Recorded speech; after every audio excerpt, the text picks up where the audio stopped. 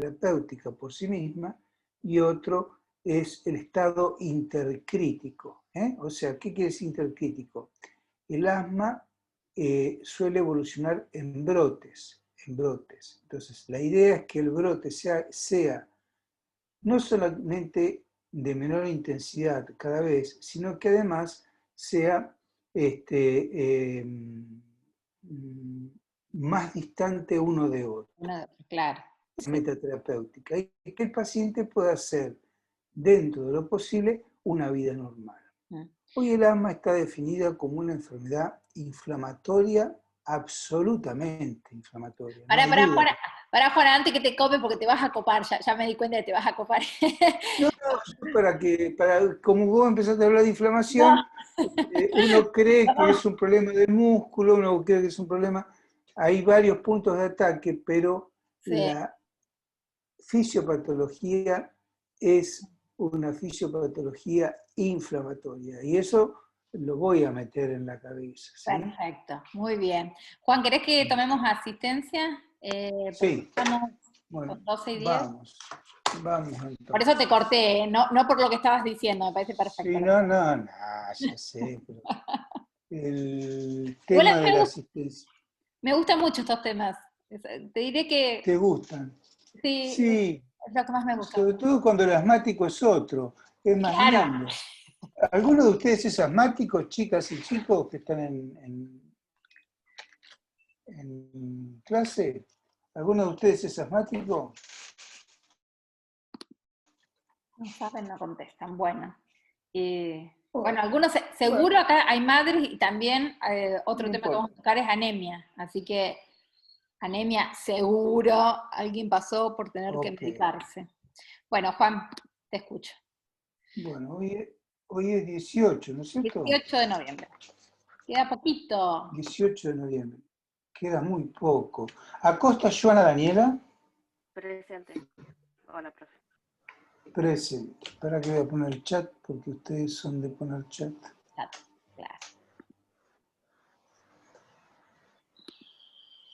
Bueno, Barroca Paola Navera. Presente, profe. Bien. Benavides Micaela Anaí. Está presente, Juan. Sí. Benítez María Fernanda. Presente, profe. Bueno. Bermúdez Ligero Rocío Yelén.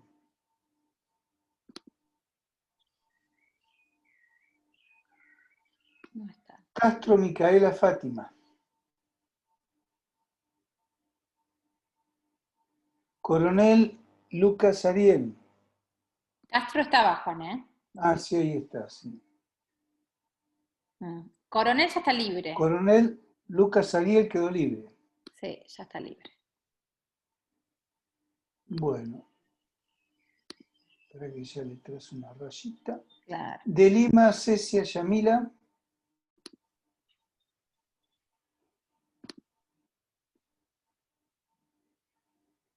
Domínguez María Belén.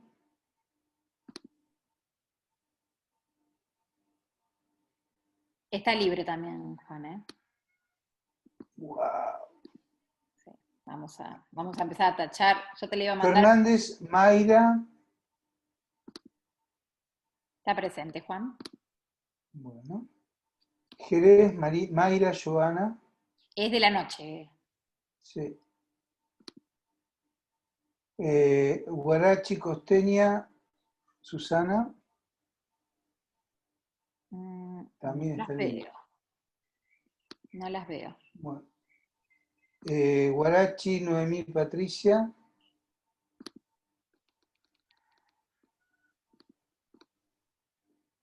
Susana ya está libre. Noemí Patricia, no sé. No, ella no. Ibarra Fernando Ariel.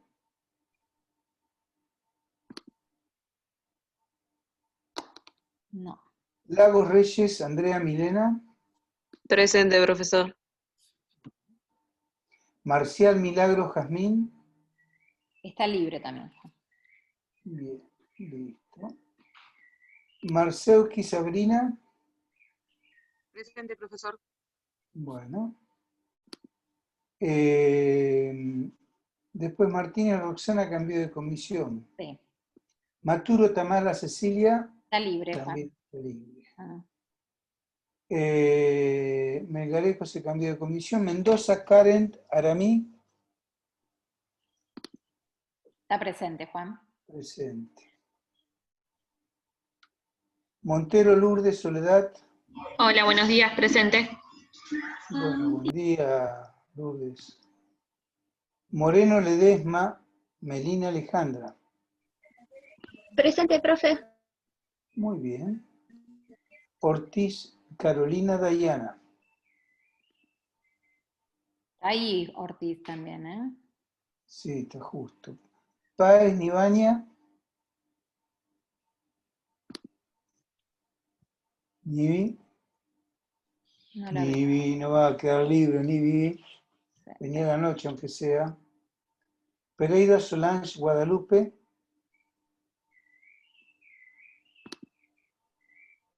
Presente. ¿Está presente? Presente, bueno. Pérez Estela Nora. Está haciendo un examen, Juan. Me imagino que entrará después o a la noche. Igual tiene todo presente este chico. Sí. Pérez Juan Francisco. Está presente, si no me equivoco, porque lo había visto. Rodríguez Alcaraz Florencia. Acá estamos complicados. Rodríguez Karen Agustina. Rodríguez Alcaraz Florencia está presente, Juan. Sí, sí. ¿Y Presente. Agustina? ¿Presente? Sí. Romero Jessica Micaela, ausente. No, pero está libre, Juan, ya. Sí. Santana Ana Paula. Está presente. Santana Nicole Milagros. También está presente.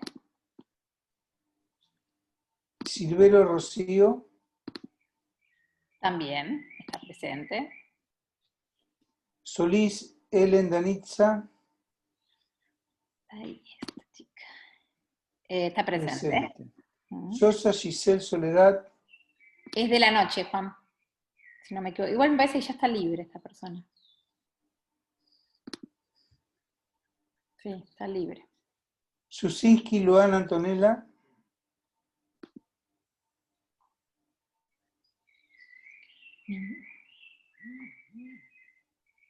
Taborda Joana Josefina. Presente. Presente. Tisné Nazarena Azul. Buen día, presente. Buen día. Buen día, Nazarena. Torres Sabrina, ausente, está libre. Está libre, Juan. Sí. Ventura Rocío, está libre. Sí. Maidana Brenda Micaela. Está presente, Juan. Presente. Después, Leiva Jamín está la noche. Sí, sí. No, ya estamos todos. Galván Adriana, A la noche también, Juan. a la noche. Mm. Gamarra Rocío, Espera. A la noche. bueno, muy bien. No, la única Bien. que puede llegar a entrar es Pérez o las hermanas Masewski, qué raro que faltó, y alguna de las hermanas, se me fue el nombre, Noemí, no sé qué. Verónica Sí, Stephanie de la comisión Ana. de la tarde. Bueno, entonces te quedás acá, listo. Juan, le pones el presente a Verónica Stephanie. Stephanie con él, Stephanie. de la noche. Stephanie, espérate. Verónica Zoe. Listo. Presente. ¿Hay alguien más que es de la tarde y está ahora, chicos? Bueno, entonces ahora sí podemos empezar. Bueno, entonces, yo les decía que con el correr de los años, con respecto al asma, se fue pasando por distintas etapas terapéuticas y distintas dosis de medicamento.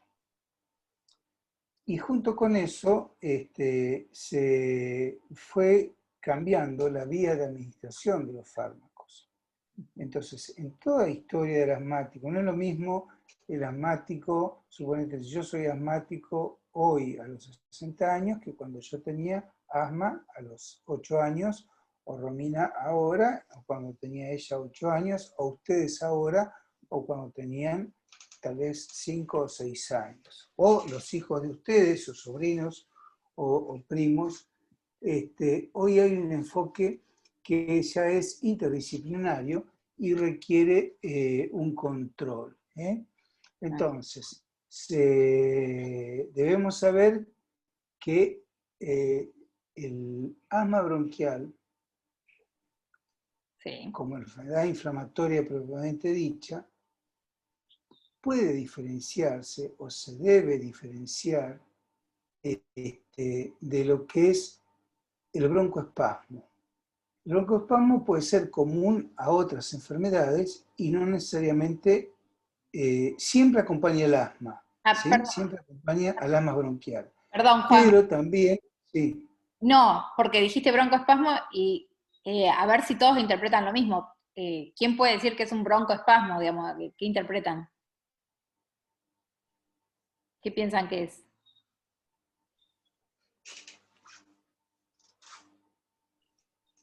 Esto. Me parecía eso, Juan, que no saben a qué te estás refiriendo eso. Bueno, sí saben, porque ellos saben que justamente la respiración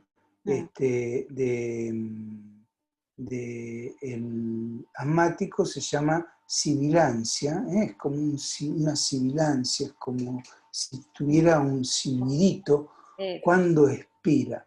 La respiración tiene dos tiempos, uno que es un tiempo inspiratorio, donde uno llena los pulmones de aire, y otro que es un tiempo activo, digamos, se genera por el diafragma un delta de presión entre la presión atmosférica y la presión alveolar, y entonces al contraerse el diafragma, el aire entra. Y después de ese tiempo inspiratorio viene lo que se llama tiempo expiratorio. Esto es fisiología, chicas y chicos. El tiempo expiratorio que dura el doble de tiempo que la inspiración, donde es un fenómeno pasivo, que a raíz de la elasticidad pulmonar, el pulmón genera ese movimiento que se llama expiración. Es entonces que cuando hay un broncoespasmo, el problema no está cuando el paciente respira, cuando el paciente inspira, sino que está cuando el paciente expira. Por eso, la expiración se va haciendo cada vez más larga y se hace incluso audible a distancia. Es como sentir como un gatito. ¿Vieron los gatitos que cuando ronronean se escucha a la distancia? Bueno, acá se escuchan las sibilancias audibles a distancia. Y entonces la expiración, lejos de ser pasiva, se transforma en un fenómeno activo, en el cual el paciente hace fuerza para expulsar el aire. ¿Por qué hace fuerza para expulsar el aire? Porque al no poder largar todo el aire que le entró al pulmón, se genera un atrapamiento aéreo. Y entonces, es como si yo tuviera, se vaya llenando lentamente de agua la botella y yo no la pueda volver a vaciar. Llega un punto que con medio vasito de agua yo ya llené la botella porque el aire ya está dentro del pulmón. Entonces, ahí es donde el paciente está absolutamente en un estado de agotamiento respiratorio y entonces ese agotamiento lleva a una inspiración con mucha dificultad y tampoco permite que el aire salga del pulmón. Entonces no mueve, no hay movimiento ventilatorio, no hay movimiento de la corriente del aire. ¿Qué importancia tiene que no se mueva la corriente del aire? Bueno, la importancia está en que el paciente no puede realizar lo que se llama hematosis, o sea, el verdadero intercambio de CO2 que de la sangre pasa al alvéolo y de oxígeno que el oxígeno pasa del alvéolo a la sangre. Esa carbooxigenación o hematosis de la sangre que se da en el pulmón, ¿sí? se ve dificultada en este fenómeno. Yo le decía que tiene varios puntos. Uno tiene que, cuando hace un diagnóstico, uno hace diagnóstico síndrome, broncoespasmo, enfermedad asma bronquial. Fisiopatología puede ser un catarrito de base, el paciente con una hiperreactividad bronquial genera un broncoespasmo y al tener ese broncoespasmo, o sea que se achica la luz del bronquio, impide que el aire fluye. Cuando fluye, ¿vieron como el globo que cuando yo estiro, como está la propaganda del mosquito, cuando yo estiro el globo y saco el aire, el globo hace pi? ¿Nunca jugaron a eso de chicos con el globo, los globos de cumpleaños? ¿Hola? Sí, profe. Sí, Bueno, eso es lo que genera el aire en el tiempo expiratorio, no inspiratorio, expiratorio. Entonces, se ha tratado de buscar en toda esta base inflamatoria, se ha tratado de buscar cuáles son los puntos de acción donde los medicamentos son útiles. Bien. Eso por un lado. Yo no sé cuáles son las preguntas de asma bronquial. Si querés, No las vi. te las leo, Juan. Dale, a ver. Las dos primeras está buena, digamos, no son difíciles. Dice, un paciente deportista diagnosticado recientemente con asma bronquial leve, intermitente, comienza con sintomatología desneizante que limita marcadamente la práctica de ejercicio que habitualmente toleraba. Entonces la pregunta dice, ¿qué fármaco de elección estaría indicando para permitirle desarrollar su normal capacidad durante el ejercicio? Porque hace mención obviamente a un asma bronquial, pero que es leve. Y él es deportista. Acá está, sí, acá lo encontré, a la unidad temática. Bueno, entonces ya tienen acá una forma clínica que ustedes deben conocer. Entonces yo les hablé del asma bronquial que se da espontáneamente en la infancia, Sí. y abarca el broncoespasmo. De hecho, en la bronquiolitis también existe, en el distrés respiratorio recién nacido también existe, pero el broncoespasmo del niño, de 1 año o 2, hay toda una especialidad dentro de la pediatría, que está el especialista en asma bronquial, y luego el asma como que desaparece cuando vienen los cambios hormonales. Cuando el chico ya tiene 16, 17 años, desaparece. Y se reinstala nuevamente en aquellos pacientes que tienen a partir de los 40 o 50 años y que nunca se supieron asmáticos. Y de golpe comienzan a tener cuadros de broncoespasmo. Entonces, ambos grupos etarios tienen broncoespasmo. No obstante, la terapéutica va a ser levemente distinta en uno que en otro. Yo decía que había una forma clínica que es gatillada por el ejercicio. Esto es clave, que uno lo entienda, porque si yo conozco que existe, que el paciente asmático le quiero devolver una vida normal, yo necesito que el paciente pueda desarrollar su ejercicio de la mejor manera posible. Quiero que también sepan que el asma bronquial puede ser gatillado por situaciones emocionales. Y entonces uno dice, ¿cómo? Si es una enfermedad inflamatoria. Sí, es una enfermedad inflamatoria, pero también puede tener como gatillo una situación emocional. Lo mismo pasa con la psoriasis, con la úlcera de estómago, las hemorroides, accidentes cerebrovasculares, infarto agudo de miocardio y así un sinnúmero de enfermedades que tienen etiologías definidas, pero de causa psicógena pueden ocurrir. O sea, yo puedo retar a un niño, el niño sentirse mal y rápidamente desarrollar un cuadro de broncoespasmo feroz. O el niño, por ejemplo, o el adulto, se expone a un humo que no está acostumbrado, que va desde el cigarrillo hasta el humo del carbón, y el paciente desarrolló cuadros asmáticos. O la floración, el polen, ahora estamos en una época donde las flores vuelan, el polen vuela, y el paciente que tienen asma de origen alérgico, ¿sí?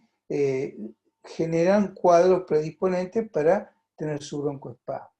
O alergias también, en este caso alergia a los polvos ambientales, alergia si sacuden alfombras, a los ácaros, también hacen broncoespasmo.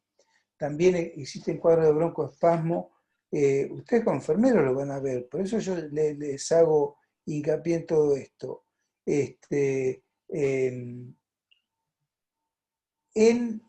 Antes de una anestesia general, yo antes de una anestesia general, el paciente que es asmático, le doy, a cualquier edad, le doy salbutamol. Y me voy a grabar en la cabeza salbutamol. Cuando digo le doy, es porque le doy el aparatito al paciente, para que el paciente se haga, ya la nebulización no es lo mejor. Eso quedó para el siglo pasado, la nebulización.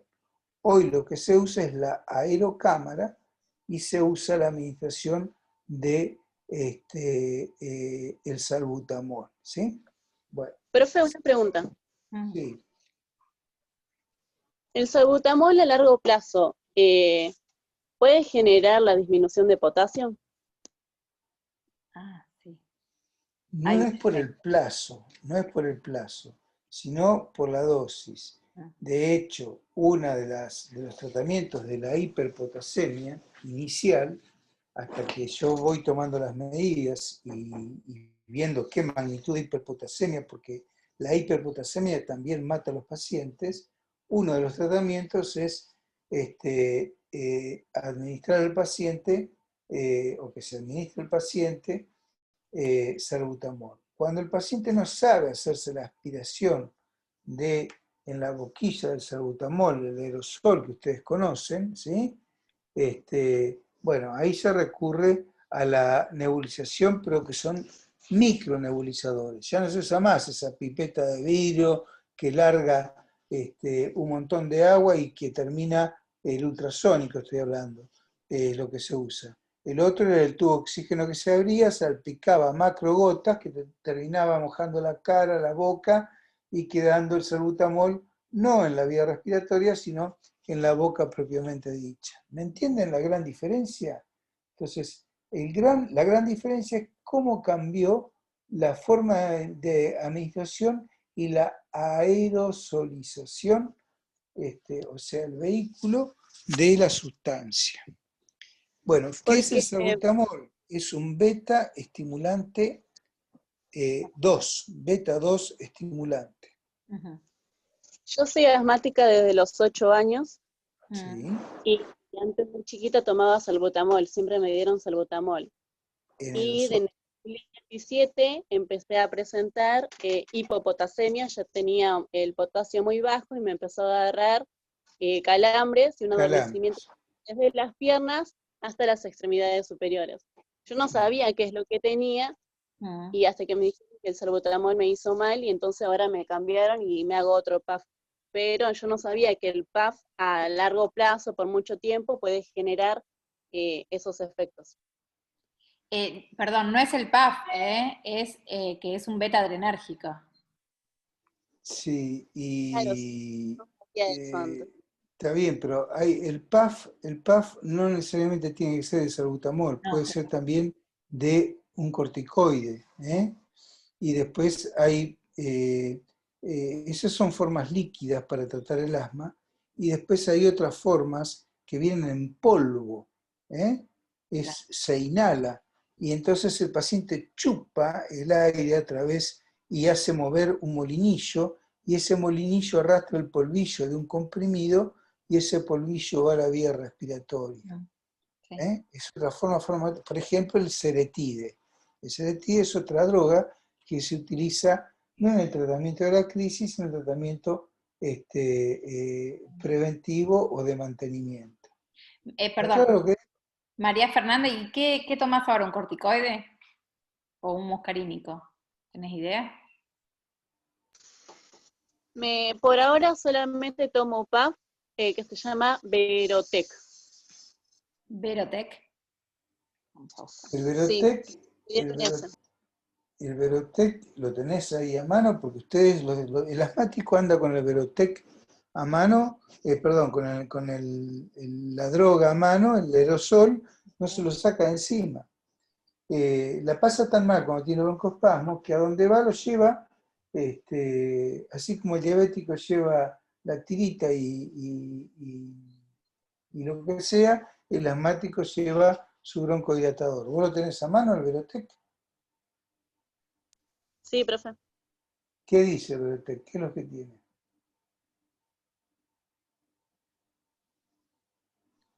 Igual es un beta adrenérgico, Juan, también, ¿no? Lo que pasa que me parece que lo haces por nebulización, ¿puede ser? No, es un No, aerosol. claro, es un aerosol. Es un aerosol ¿Y también. qué tiene? ¿Qué droga tiene el Verotec? Tiene hidrato de fenoterol, ácido Fenoterol. cítrico, Bueno, etanol absoluto y propelente HFA. bueno. El fenoterol, el albuterol y el salbutamol son todos de la misma familia, son broncodilatadores de la misma familia. El salbutamol, el fenoterol, es una droga que, ¿saben qué? También se utiliza como útero inhibidor, para inhibir las contracciones uterinas. Pero bueno, el mayor uso del fenoterol es justamente en el tratamiento y prevención del broncoespasmo. Pero quiero que sepas que estás tomando de la misma familia. El salbutamol supera en la antigüedad al fenoterol. ¿Sí? ¿Entendés? Supera, perdón, es otra generación superior. ¿Sí? Solo que el Sí. salbutamol puede generar hipocalemia, pero tal vez en la expresión, no sé, no creo que vos te des salbutamol 6 veces por día. ¿Cuántas veces te das salbutamol? A la mañana y a la noche. Bueno, entonces, el tratamiento crónico de la mañana a la noche, sí, puedes cambiar a fenoterol a otro que genere menos hipocalemia, o puedes darle aporte de potasio al paciente. No es gran cosa. Pero sí, ante un paciente que tiene alteraciones del potasio, y que recibe corticoides, porque es la otra pata importantísima del tratamiento del asma, hay que pensar en la insuficiencia suprarrenal aguda secundaria al uso de corticoide crónico. Entonces, vos pusiste un ejemplo del uso de beta 1 de modo crónico. ¿Qué cosas puede dar? El beta 1 puede dar, estimulante puede dar cosas en forma aguda o cosas en forma crónica. En forma aguda, además de mejorar el broncoespasmo, puede generar mucha taquicardia. No existen los beta 1 puros, ¿sí? O sea, actúan predominantemente en la gran masa de beta estimulantes, uno, pero también suelen estimular un poquito los beta 2. Perdón, los beta 2.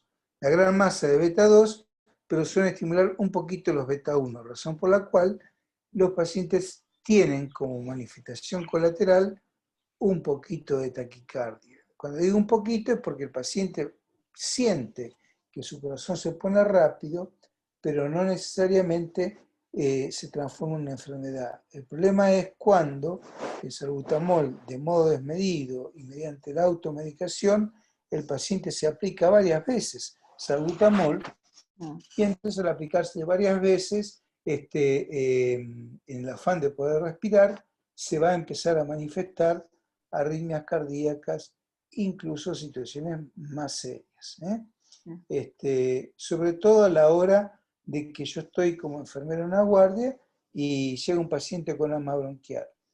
Los médicos muchos médicos le indican más beta-2 estimulante, porque ¿hasta cuándo yo voy a dar una droga? ¿La voy a dar hasta que tenga el efecto deseado o hasta que aparezcan los efectos colaterales no deseados o los efectos tóxicos? Entonces, ese es mi techo, ¿sí? Entonces, muchas veces dicen, no, es porque le falta oxígeno y por eso está taquicárdico.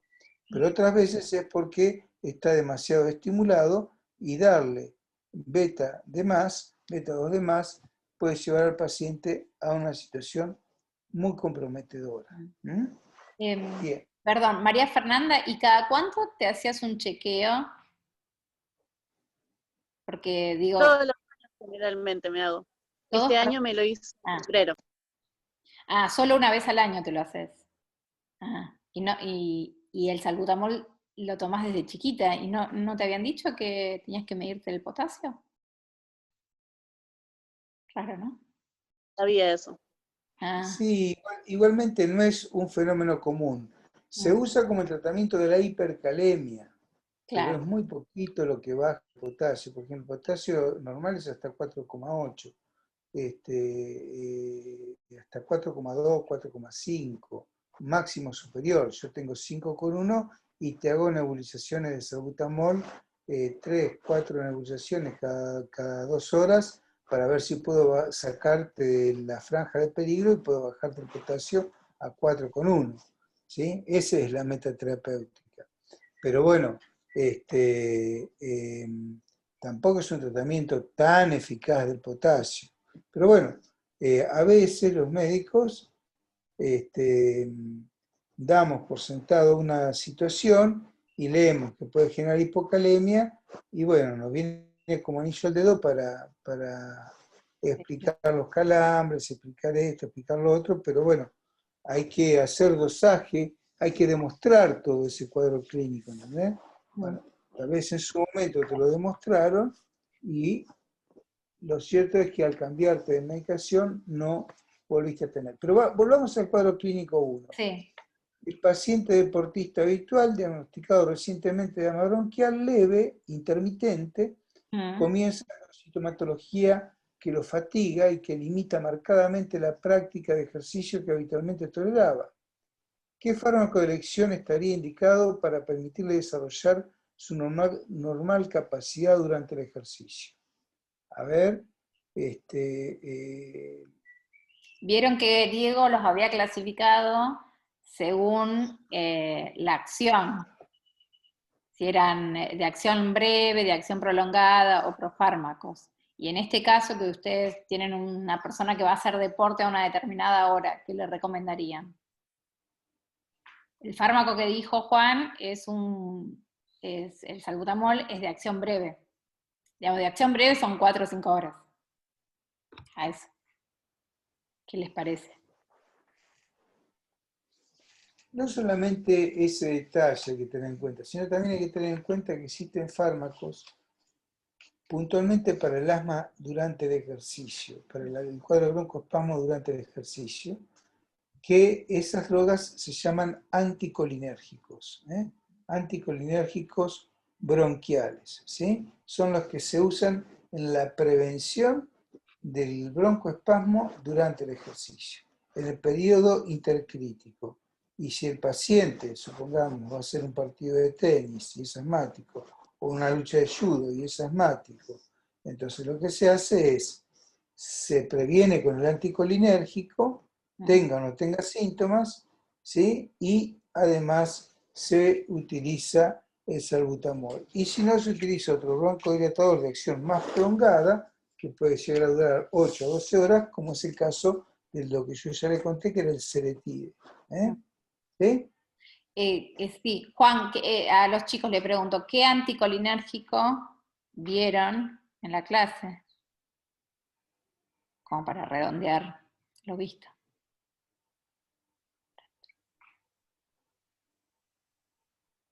No lo vieron.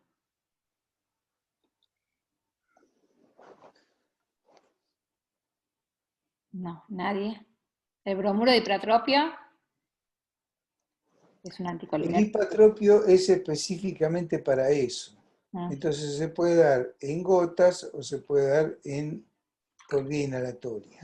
Hoy la vía inhalatoria es la vía de elección para el paciente con broncoespasmo. Recuerden que la superficie de absorción de la vía inhalatoria es del tamaño de una cancha de tenis, en cualquiera de nosotros. O sea, tiene una enorme superficie de absorción, a tal punto que muchísimos tóxicos entran por vía inhalatoria. ¿Qué drogas se utilizan por vía inhalatoria? En primer lugar y fundamental es el oxígeno. El oxígeno es la droga por excelencia que no se puede dar de otra manera que no sea por vía inhalatoria, excepto usar el oxígeno a través de una membrana que se llama circulación extracorpórea.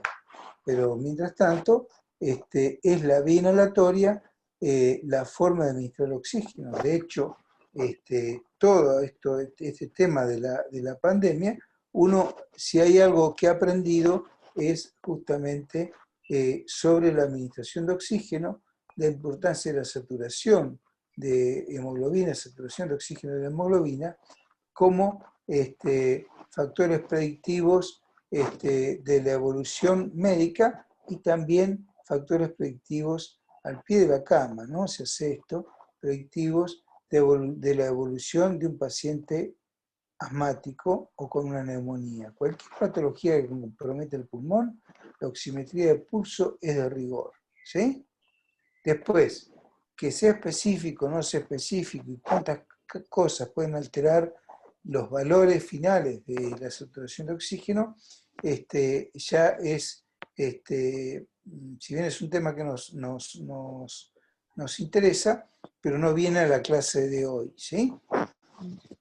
Bueno, entonces, en referencia al paciente del caso clínico 1, el fármaco de elección estaría indicado para permitirle desarrollar su normal capacidad durante el ejercicio es bromuro de hipatropio en el tratamiento profiláctico en el periodo intercrítico.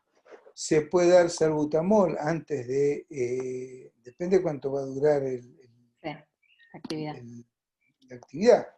Se puede dar salbutamol o, si no, se puede dar ceretide que tiene mayor duración. Perdón, Juan, te interrumpo un minuto. Sí. Pérez Estela se incorporó a la clase y no sé si hay alguien más que se incorporó porque veo que hay 2 personas más y no me doy cuenta.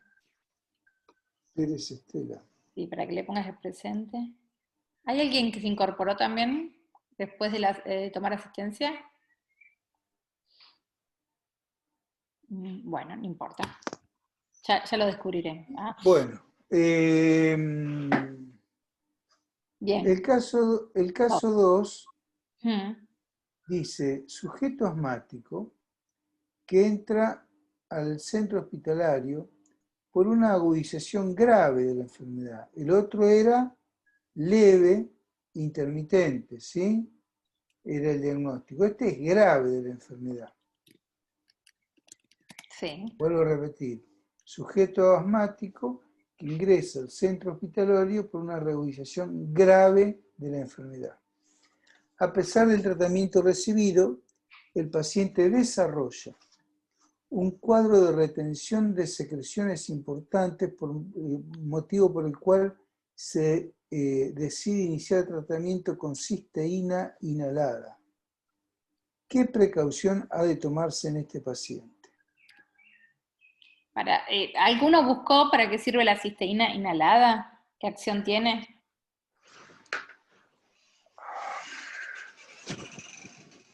Me siento como el otro día, hoy no habla nadie. Es un cisteína es una de las luchas, primero es un remedio viejísimo, sí. Pero sin embargo es una de las grandes luchas por las cuales hoy se está reavivando la ley para aquel paciente que tiene fibrosis quística. Sí. Entonces, la fibrosis quística, que es una fibrosis que es broncopulmonar y que es pancreática y que afecta un montón de tejidos, el tratamiento final suele ser el trasplante pulmonar, pero hasta que llega el trasplante pulmonar, si es que llega vivo, ese niño, porque empieza en la infancia, ¿sí?, necesita de la cisteína. Entonces, lo tenemos que conocer. Esto es motivo público, esto se está discutiendo en el Senado, a ver qué hacemos, así como se discutió en su momento qué hacemos con los diabéticos, qué hacemos con los gordos, bueno, ahora qué hacemos con que todos los pacientes que tienen enfermedad fibroquística del páncreas pulmonar, piden por favor que sean contemplados por la ley, porque hasta que llegan al trasplante, que ya es una etapa terminal del paciente, terminal me refiero que termina con su vida y la única chance que le queda es trasplantar los pulmones, o sea que esto no es chiste. Mientras tanto, las terapéuticas son todas sumamente caras. La cisteína entonces es un lubricante. Sí, un mucolítico, ¿no, Juan? Claro, es un componedor de la secreción bronquial. La secreción se elimina de los pulmones mediante un movimiento expiratorio que se llama tos. Uno no tose para adentro en inspiración, tose para afuera, toma el aire y después recién tose. ¿Sí? Pero para poder toser es necesario que uno pueda tomar aire y después que toma el aire, recién ahí puede toser. Un paciente que no puede toser y tiene asma está muy comprometido. Quiere decir que ya no le entra más el aire. Tiene tal obstrucción expiratoria que no puede hacer ni siquiera el mecanismo de tos. Hay tres los parámetros que indican de alguna manera la fisiopatología de lo que es el asma bronquial. Por un lado es la secreción que hay en el bronquio, que son pacientes hipersecretores de moco. Por otro lado, un terreno infeccioso, ¿sí?, que hace perpetuar la secreción. Por otro lado, hay un edema de la mucosa bronquial y por otro lado hay una constricción de la musculatura bronquial. De modo que es necesario entender que el asma bronquial está generado en los alvéolos que terminan en la segunda generación, porque después ya la tercera y cuarta generación, y el saco alveolar no tiene músculo, entonces no puede hacer broncoespasmo, pero sí tienen secreciones. Entonces, cuando se tapa por la suma de todo esto, moco, infección, broncoconstricción y edema de la mucosa, cuando todo eso ocurre, el aire no entra ni sale y ese alvéolo es perfundido por sangre, pero no es oxigenado, de modo que la sangre que pasa alrededor de ese alvéolo no puede hacer la hematosis, y genera un fenómeno que se llama, desde el punto de vista respiratorio, fenómeno de shunt. ¿Qué quiere decir shunt?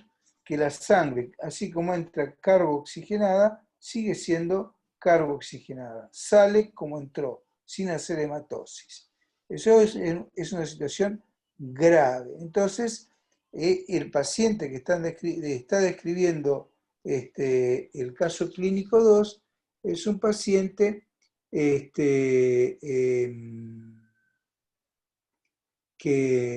la tenemos que tener presente. ¿Qué precaución vamos a tomar con este paciente? Bueno, que la cisteína, cuando esté inhalada, no va a llegar al sitio de acción, porque no tiene chance de, si el paciente no puede toser, ¿sí?,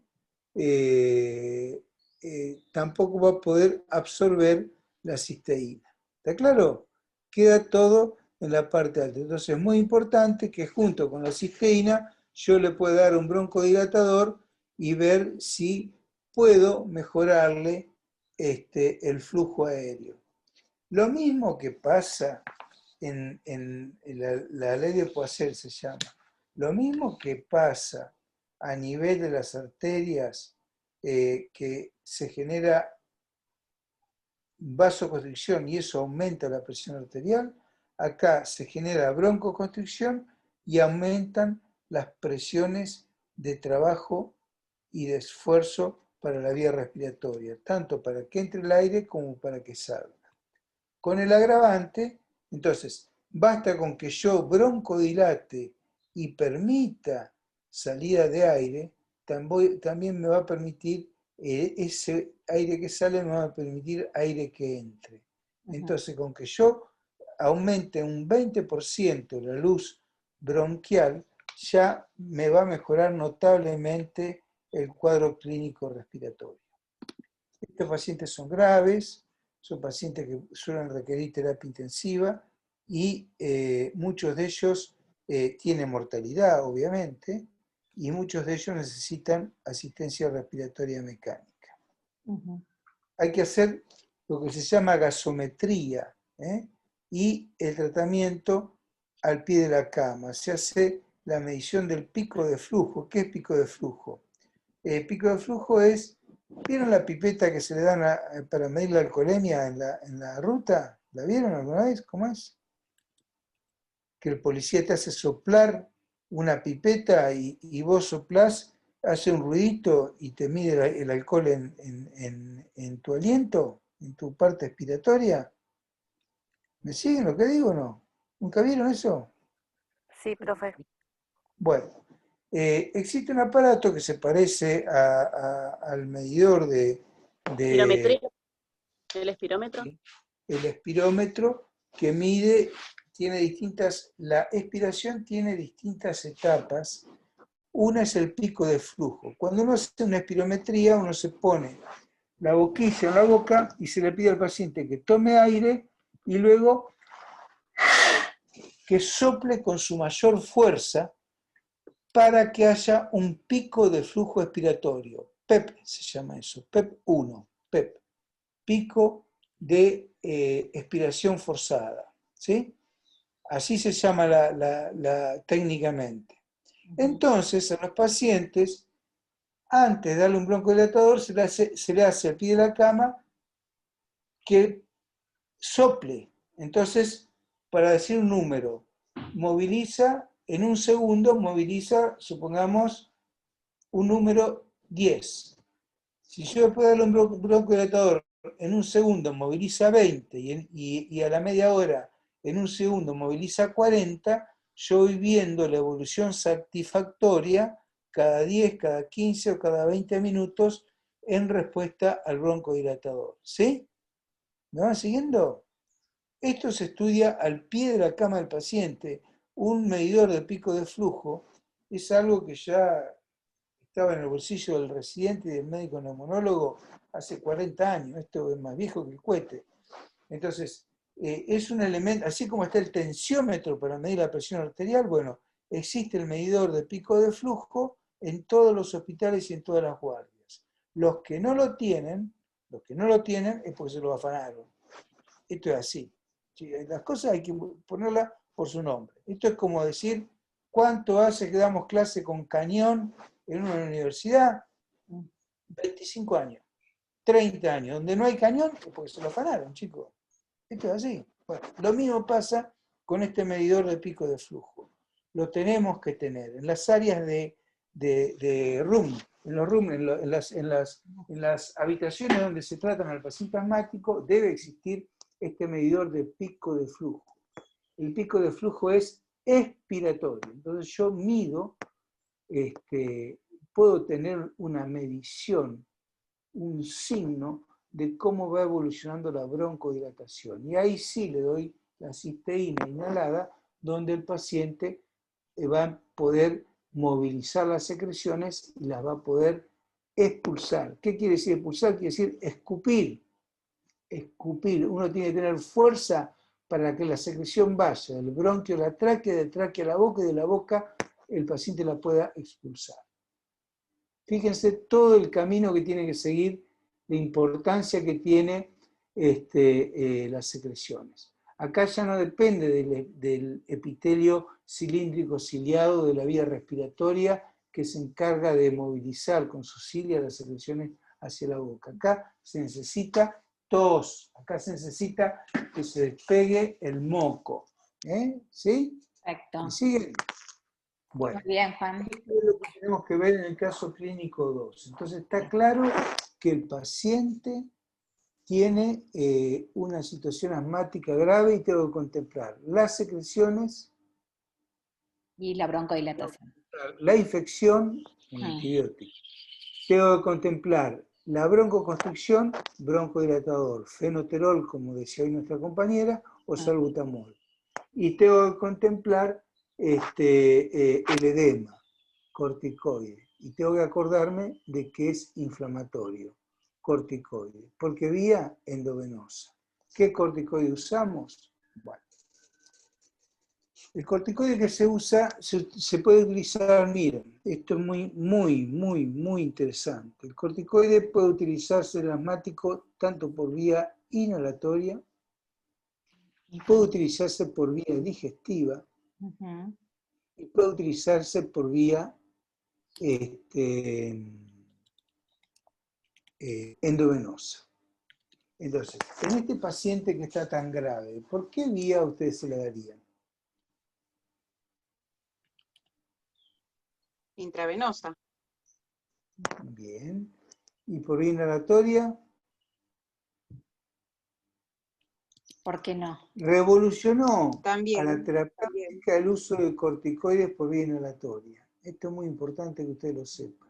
Revolucionó la terapéutica de corticoides por varias razones. Primero que si yo lo doy por vía inhalatoria, actúa directamente sobre la zona, sobre ese tapizamiento, porque ¿saben qué? La asma crónica con el tiempo se va haciendo rebelde su terapéutica y va formando, forma parte del grupo de pacientes que con el tiempo pueden tener una enfermedad pulmonar, la famosa EPOC. EPOC está formado por la bronquitis crónica, el enfisema pulmonar, la fibrosis pulmonar y el asma bronquial. Son las patas, ¿sí?, de ese gran síndrome que se llama, gran síndrome, por hecho, que se llama enfermedad pulmonar obstructiva crónica. Entonces, por eso es importante la atención continua de estos pacientes. Y como es inflamatorio, es muy importante el uso del corticoide. Y se vio que cuando uno utiliza corticoides por vía inhalatoria, los efectos adversos, que el más temible es, ya lo vimos en la clase de corticoide, el más temible es que se frene el eje córtico suprarrenal, generar un Cushing, que es un síndrome de Cushing, que es generado por el exceso de corticoides, ¿sí? Y por otro lado, trastornos en el crecimiento. Eso se veía cuando uno utilizaba corticoides por vía oral o por vía sistémica. En este paciente, bueno, y dentro de lo que es el mecanismo de acción, nosotros ya vimos que el corticoide actuaba a nivel nuclear y después de actuar a nivel nuclear tenía que dar una respuesta. Ese es un mecanismo de acción. También vimos en inflamación que teníamos dos cascadas, una que era la cascada de la COX, 1-2, y otra es la cascada de la ciclooxigenasa. En la cascada de la COX, en inflamación, actuaban los AINES, las drogas antiinflamatorias no esteroideas. Y a nivel de la ciclooxigenasa actúan los corticoides. Que los corticoides se dividían en mineralo y glucocorticoides, y que la diferencia estaba en la posibilidad que ellos tenían de tener una acción mineralocorticoide, y que el mineralocorticoide por excelencia era la aldosterona. Todos los demás tenían una acción relativamente mineralocorticoide. Y los únicos glucocorticoides puros son la dexametasona y algún otro más, Decadron. La droga, cuando se inyecta corticoide por vía endovenosa, se vio que si uno dice, bueno, tengo que bloquear la ciclooxigenasa, tengo que bloquear, tiene que llegar, esta sustancia tiene que llegar al núcleo, en el núcleo generar un cambio en el ARN mensajero y de ahí una respuesta, o sea que tardaría mínimo 1 hora y media o 2 en iniciar su acción. Sin embargo, se utiliza la hidro... Sí. Perdón, me parece que tenés, porque se te escucha raro porque estás moviendo el micrófono. El micrófono. Ahí está. Sin embargo, hoy se usa la hidrocortisona, sí, y se vio que en 15 minutos, 20 minutos hay mejoría del broncoespasmo con hidrocortisona en altas dosis. Altas dosis es hablar de 300, 400, 500, 1 gramo, 2 gramos, 3 gramos de hidrocortisona. Son altísimas dosis. Que ustedes van a ver que eso se usa a pasto, la hidrocortisona. Entonces, ¿qué se vio? Bueno, esto da por tierra, deja caer por tierra los preceptos que les decimos, que tienen un efecto nuclear y que hay que esperar 2 horas para que se forme el ARN mensajero para tener respuesta. Cuando son 20 minutos, tengo respuesta a la hidrocortisona. De modo que sí se sabe que, aunque no esté identificado, para que haya una respuesta rápida es necesario que existan receptores de membrana. Hay receptores de membrana para la hidrocortisona, aunque no estén todavía absolutamente identificados. Entonces, lo que antes era empírico nos ha llevado a pensar que, como si va en contra de todo reglamento farmacológico, ¿cómo es que la hidrocortisona en 20 minutos hace efecto? Bueno, porque seguramente hay receptores de membrana donde también actúan los corticoides. ¿Sí? Y hay preformación también en la célula. Es sumamente importante. Que hay preformación, que solamente, ¿sí? Claro, la aplicación del corticoide lo que hace es liberarla. ¿Sí? Muy bien. Juan. Bueno, estamos entonces con el caso 2. Sí. Caso 3, un paciente de 16 años con asma conocida, bueno, como nuestra compañera. En tratamiento con corticoides inhalados, nuestra compañera toma fenoterol, que es un broncodilatador. Acá es corticoide inhalado. Consulta a su médico por la aparición de manchas blanquecinas en la mucosa oral. ¿Qué actitud debe adoptarse? Vieron que Diego les marcó que después que uno se hace el PAF, bueno, a ver, María Fernanda, después que te haces el PAF, ¿qué debes hacer? ¿Qué es lo que les marcan, sobre todo a los más jóvenes? ¿Qué tengo que hacer? Sí, después que te lo haces, normalmente. Pero ella usa la mañana me quitar bien el PAF. ¿Cuáles son los corticoides que se dan por vía inhalada?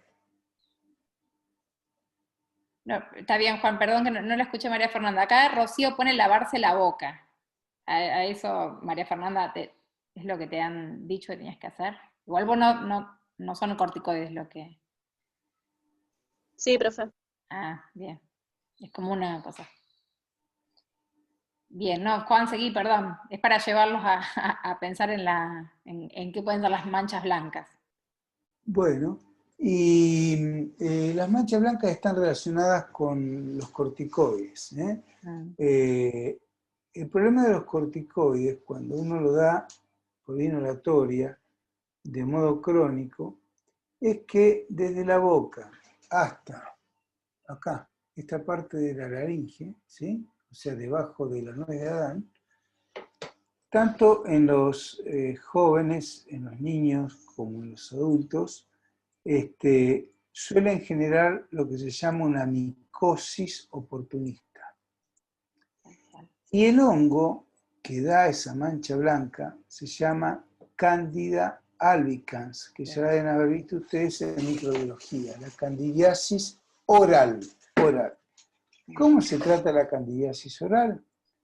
Se trata o tomando un antimicótico donde uno se hace el buche y al mismo tiempo que se hace el buche lo traga, porque la candidiasis oral no solamente es oportunista por el uso de corticoides y se ve en la parte respiratoria, sino también que suele afectar parte de los ojos. Ese antimicótico, ¿sí?, no se escupe, se traga, se enjuaga y se traga, para que también haga efecto en la parte digestiva. Y por otro lado, también puede usarse buches con bicarbonato para que el paciente, alcalinizando la boca, el hongo no aparezca. Pero es eso lo que uno tiene que buscar, ¿eh? Y la candidiasis es una manifestación frecuente en un montón de pacientes, los que reciben corticoides, los pacientes que tienen inmunodeprimidos, los que tienen leucemia, los que reciben antibióticos por tener infecciones graves, por tener infecciones sistémicas. Y no solamente el hongo oportunista aparece porque se rompe el equilibrio de la flora normal de la boca, que si bien es muy sucia, hay un equilibrio para que el hongo no prolifere. Entonces, en los pacientes que toman antibióticos, ya lo vamos a ver, se pueden formar en dos lugares micosis con frecuencia en la mujer y en el varón. En la parte genital, en la mujer en la vagina, y en la boca, en el caso del uso de corticoides o espontáneamente. Aparece como leche cortada. ¿Vieron la leche cortada? Tipo como si fueran granulitos como de ricota, ¿sí? Así aparece la mucosa, sobre la mucosa de la boca, estas famosas placas blanquecinas que describe Diego. ¿Sí? Entonces, ahí, sí, después que yo doy un corticoide inhalatorio, yo me enjuago la boca, ¿sí? Me hago gárgara, que puede ser con o sin bicarbonato, que puede ser con o sin antimicótico, o simplemente para evitar que quede en la boca siempre una sobredosis de antimicótico que no me lleva para nada. Pero en caso de que aparezca, no suspendo el tratamiento corticoideo. Sigo, solo que le agrego un tratamiento antimicótico, ¿sí? Diego también les había dicho, porque era un ejemplo que les había dado, que en ese caso también, más allá del tratamiento antimicótico y lavarse la boca, obviamente, podían, para bajar el nivel de cortisol, de corticoides, perdón, agregar un beta adrenérgico, pero seguir con el tratamiento. Eso era otra opción que él les había marcado. Sí, en realidad se usan juntos, O sea, el paciente respiratorio crónico, el asmático crónico, hasta que llega a un estado de equilibrio, como pasa con María Fernanda, donde uno sabe que con fenoterol 2 puffs a la mañana y 2 puffs a la noche es suficiente, hasta que se llegó a todo eso, seguramente que de niña ha tenido, te hablo a vos, Fernanda, ¿estás ahí?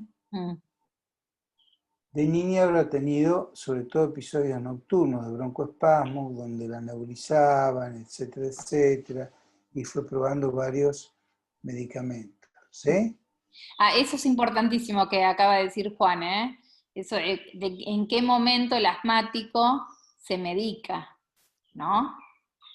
Porque... Sí, incluso miren, las cámaras aéreas son re importantes en los niños, en los bebés, en los pacientes que están en las unidades coronarias, en los pacientes que están en terapias intensivas, ¿sí? Porque o sea, los pacientes no son colaboradores. Uno no le puede decir a un chiquito de 3 años, a ver, respira hondo. No, uno le tiene que enriquecer, hacerlo respirar en esa aerocámara y enriquecerla de medicamento y que el chico inspire. Varias veces se hace eso. Es toda una metodología, ¿sí? Que bueno, que hay que saberla hacer. La aerocámara tiene bueno, ya incluso las obras sociales cubren ya, y se compra, ¿sí? Las aerocámaras son personales en todos los servicios de pediatría, de todos los hospitales. Cada niño tiene su aerocámara, provista por el Estado o provista por los padres. Se compra la aerocámara como quien va a comprar curita, es una cosa recontra común. Farmacia que no tiene aerocámara no existe en el planeta. ¿Sí? Si no la fabrican con un vaso, ¿no, Juan? Sí, pero esas cosas ya son... Sí, ya ahora la aerocámara es un elemento que es de plástico y tiene como hermético, como si tuviera una sopapa que se adapta una máscara a la boca, nariz, boca, y en la punta se inyecta, se aprieta, es una aerosol terapia. O sea, es una cámara donde el paciente no tenga más remedio y hay que coincidir con la inspiración del niño. Solo que un niño respira 25 veces por minuto y un adulto respira 12 veces por minuto. Eso es muy importante. La idea es cubrir toda la vía aérea, tanto la entrada por la boca, sino también la entrada por la nariz. Tiene que ver con eso, ¿no? Sí. A medida que va aumentando la fatiga, los pacientes dejan de respirar por la nariz. Disnea, se llama disnea, la sed de aire quiere decir disnea. Esa sed de aire, esa fatiga, a medida que se va instalando en todos los pacientes, el paciente va cambiando la actitud. Primero, deja de respirar acostado. Segundo, se sienta. Tercero, pone los brazos sobre sus muslos y se pone en esta posición, ¿sí? Así, en esta posición, así, semisentado, y empieza a respirar por la boca, porque respirar por la nariz no le alcanza. Entonces, es una situación, es una emergencia, es una situación espantosa la disnea. Y existe la disnea de origen respiratorio y la de origen cardíaco. ¿Sí? Sí. Bueno. Juan, ¿vemos el cuadro? ¿Vemos alguna de anemia para llegar? ¿Ya estamos? No, pero... no tenemos tiempo, pero porque acordate que tenemos que ver los dos de anemia, aunque sea. El ejercicio 4 está bueno, porque es de diarrea. Bueno, vamos a ver lo de anemia entonces. No, porque el 4 es de diarrea, no. No nos salteemos. ¿El 4 es de diarrea? Sí. ¿Hay que hablar de diarrea también? En este caso también. ¿Viste? Pasamos, por eso mi pregunta ayer era porque pasábamos de un tema al otro. Es una combinación muy peligrosa la tos y la diarrea, chicas y chicos, ¿sí? Hay que tener mucho cuidado, ¿por qué es peligroso? Porque, bueno, ya se darán cuenta, toser con diarrea es una cosa muy peligrosa, el paciente se hace caca, defeca. Entonces, uno tiene que mejorarle las dos cuestiones. Pero fíjense, el caso 4 tiene, dice 4A, 4B y 4C. Se trata de una paciente de 34 años de edad, mujer, cooperante internacional, recién llegada de Marruecos, que acude a urgencias con un cuadro diarreico de 4 días de evolución. En el primer día del proceso diarreico se automedicó con 2 miligramos de loperamida en 2 tomas, lo que limitó el número de deposiciones, aunque se reanudó el cuadro al día siguiente. No presenta fiebre ni dolor abdominal en la exploración. Se le realiza análisis que da como resultado un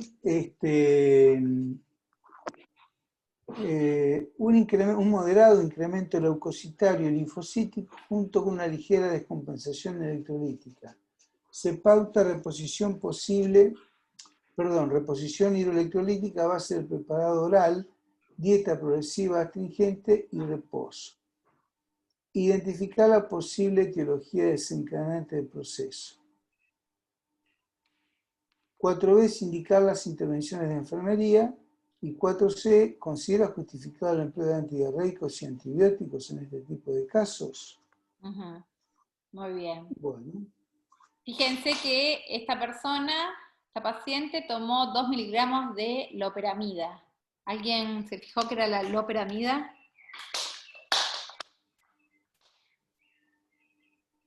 alguien hizo algo. ¿No? Es un antidiarreico, ¿no? Sí, es un antidiarreico especial, digamos. ¿Por qué digo especial? Porque hay varias maneras de frenar el peristaltismo del tubo digestivo. Uno es tomando anticolinérgicos, o sea, bloqueando la acetilcolina. Y acá la loperamida es un derivado de la morfina, que tiene como detalle a actuar sobre los receptores mu del intestino. Ustedes se acuerdan que cuando yo hablaba del tratamiento crónico del dolor y la morfina oral, los pacientes lo primero que tenían era constipación, porque la morfina bloqueaba los receptores mu. Acá la loperamida es un derivado de la morfina con muy baja absorción intestinal. Por lo tanto, ese derivado de la morfina actúa sobre los receptores mu intestinales. Entonces, es el antidiarreico por excelencia en la diarrea del viajero. Entonces, cuando uno quiere armar la epidemiología de algo, ¿sí? Uno tiene que ver el huésped, que es el que trae el problema, el vector, si estuvo en contacto con algo que lo haya generado, ¿sí? y de qué lugar proviene, ¿sí? El medio epidemiológico. Esto es muy importante. Por ejemplo, en el caso del coronavirus, uno dice, ¿cómo empezó el coronavirus en Argentina? Bueno, los primeros viajeros de Brasil, los primeros viajeros de Europa, fueron primero a San Isidro, fueron primero al Chaco, fueron primero a algún otro lugar. Y ahí ahí está el medio epidemiológico, ¿sí? El origen. Acá esta señora es Marruecos, los demás venían de Brasil, zona donde ya se presumía que había coronavirus, ¿sí? Bueno, lo traen ellos mismos de modo asintomático y luego van a la comunidad y la empiezan, como vectores, empiezan a transmitir la enfermedad, contagian la enfermedad, en este caso por vía respiratoria. Así empezó el coronavirus en la Argentina. De hecho, uno tiene que buscar de dónde viene la persona para saber si es ella sola la que está enferma. Claro. Acá esta mujer viene de Marruecos y acude de urgencia con un cuadro diarreico de 4 días de evolución. ¿Qué pudo haber tenido esta paciente? Nosotros ya vimos lo que era diarrea. Dice que no tuvo fiebre, que la panza no era nada del otro mundo, y solo consulta por diarrea. Entonces, las diarreas del viajero son o de origen alimentario, sea la comida o sea el agua, o de origen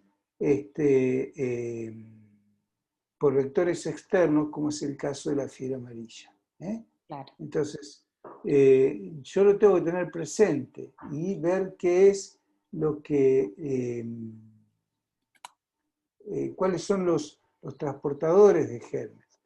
En el caso de Marruecos y que sea cooperante internacional, uno se le imagina, habría que preguntarle en detalle, es toda imaginación, pura interpretación. Uno no sabe si es de dudosa potabilidad el agua, si el agua se potabiliza, si compartió el vaso, compartió la jarra, ¿qué pasó?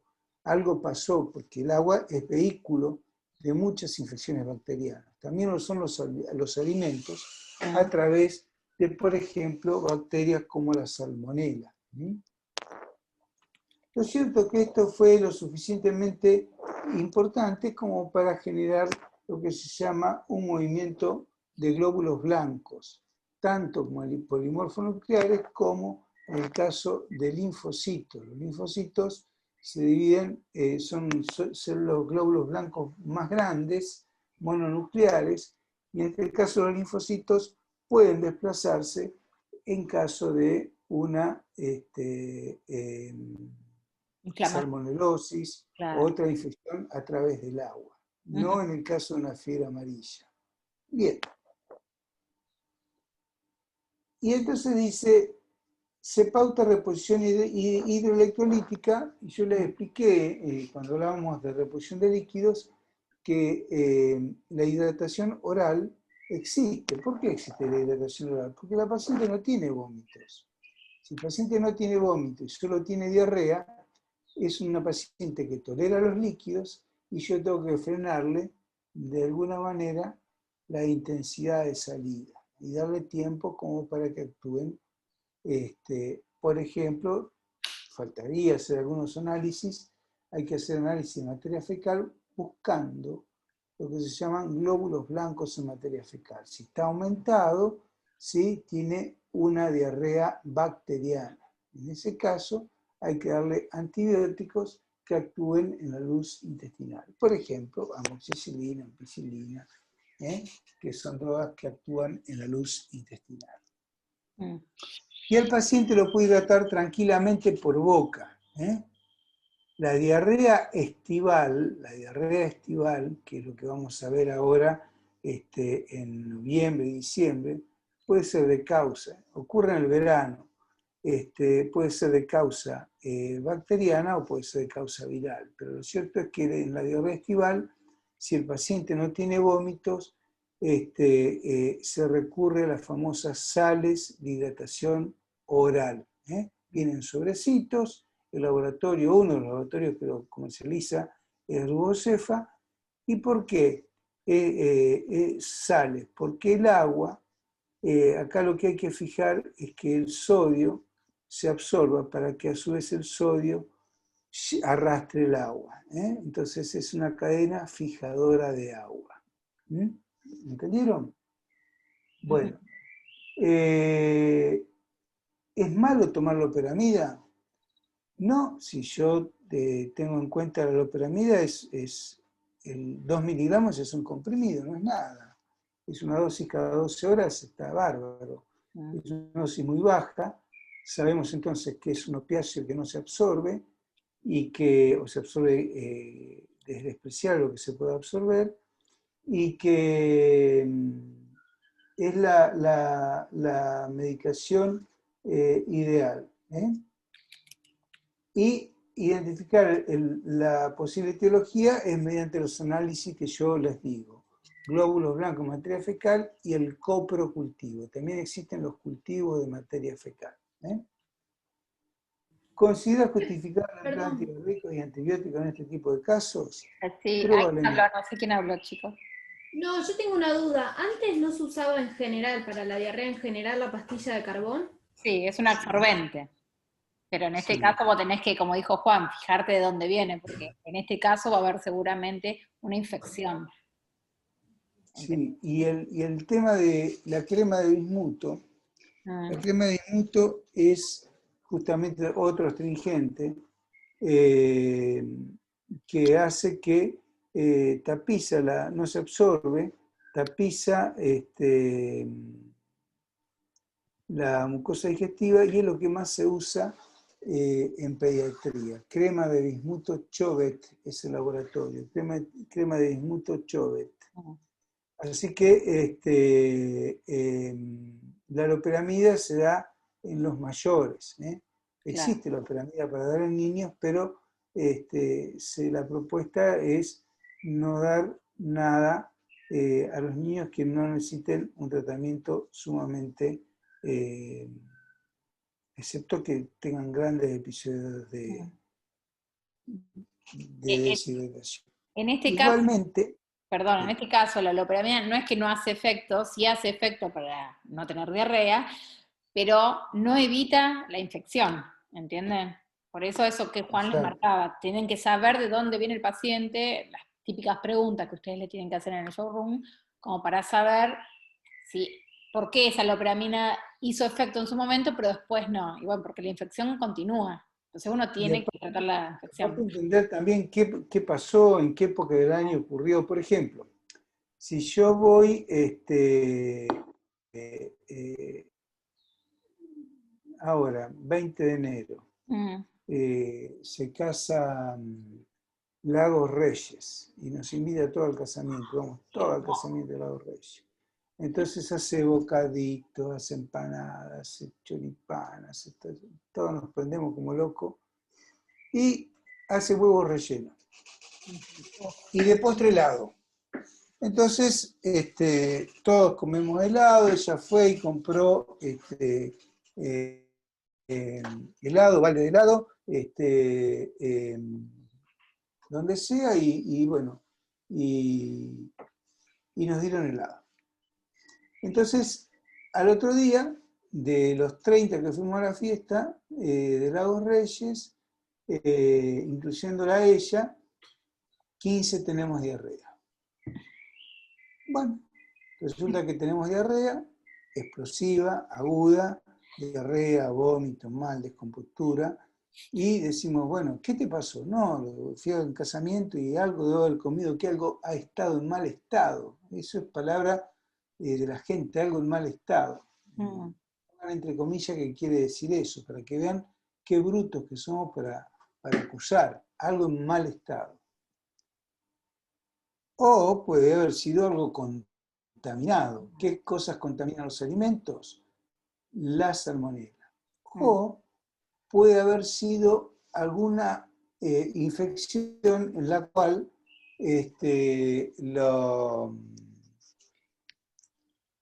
existen estafilococos, ¿sí?, que contaminan, por ejemplo, el helado. Claro. Y entonces uno no le hace mal al estafilococo, porque uno no consume el estafilococo. Lo que uno consume es la toxina del estafilococo. Entonces, esa toxina genera ese cuadro digestivo, explosivo, tóxico, ¿sí? Toxina, tóxico, ¿sí?, generado en este caso por la toxina del estafilococo.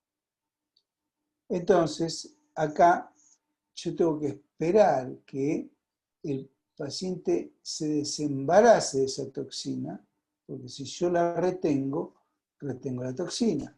Entonces, me conviene que el paciente tenga episodio diarreico. Ahora, si es una salmonela, para eso le hago un estudio de materia fecal y cultivo, le tengo que dar sí o sí un antibiótico por vía parenteral, por ejemplo, Flagyl, o por boca, metronidazol, que es uno de los tratamientos de elección. Y si es por otra bacteria, como entamoeba histolítica o alguna otra cosa, se verá cuál es el antibiótico correspondiente, que ya lo vamos a ver en antibiótico. Sí. ¿Entendieron? Entonces puede ser, incluso osmótica también, puede ser osmótica,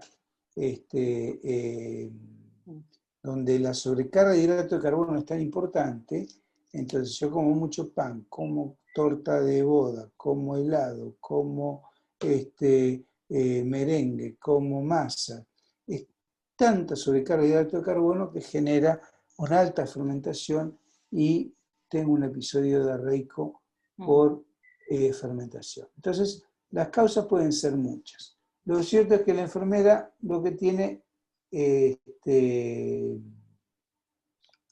un cuadro clínico intermedio, nada importante, pero secundariamente a que vino de Marruecos y que no sabemos qué pasó y si se da el topocultivo, el recuento de glóbulos blancos de materia fecal, empezaremos con antibióticos, ¿sí? Entonces es muy importante tener primero un diagnóstico, más conociendo todas las causas. Están haciendo reír en el chat, ¿no? Juan, perdón, no te estaba escuchando. Ay, sí, está. Bueno, no te vuelvas a casa, no te vuelvas a casa. Aparte con unos mates alcanza y sobra, listo. Claro. Sabemos que eso es individual ahora con el coronavirus. Claro. Aparte como hay un chiste que dice, aprovechá para casarte ahora, que con un pollo comen 10 o comen 6. Y vieron que más de 10, 15 invitados ya hay que denunciar la reunión. Entonces, claro, todas esas cosas ya ahora no se pueden hacer. Casate, no nos invites, pero casate. Bueno, hicimos el caso 4. ¿Vamos a las anemias? Vamos a una de las anemias, sí, Juan. Yo mientras buscamos, les iba a contar que el año pasado me fui de vacaciones a Córdoba con mi marido, y mi marido estuvo así 2 o 3 días en el baño, y mi hijo fue a la semana a Córdoba y le pasó lo mismo, no fue conmigo, fue solo, pero era porque había una crecida muy importante y había una bacteria que estaba en el agua. A mí no me hizo nada, por lo visto tengo mayores defensas, o ya la conocí esa bacteria, pero todo el mundo que estuvo de vacaciones en Córdoba en una época del año pasado se enfermó de esta enfermedad, digamos. Juan, anemia. Bueno, o sea que no hay que irse de vacaciones con Romina, porque puede llegar a tener... A mí no me pasa nada. Pobre marido, claro. Y bueno.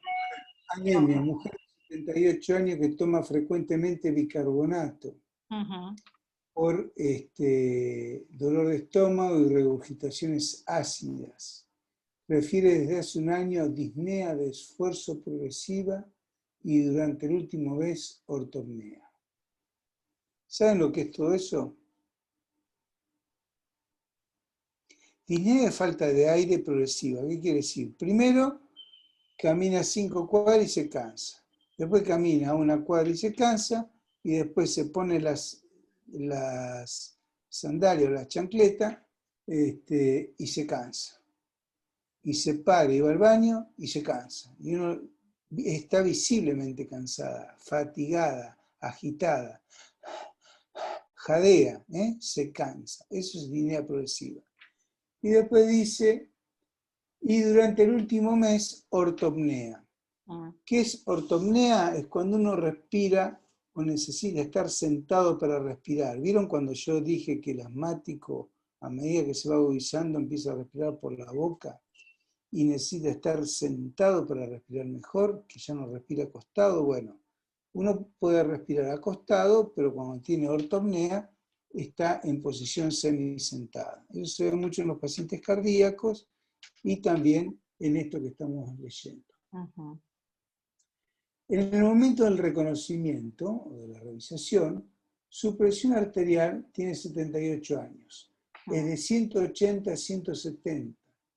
El pulso amplio de 90 latidos por minuto, intensa palidez de piel y mucosas.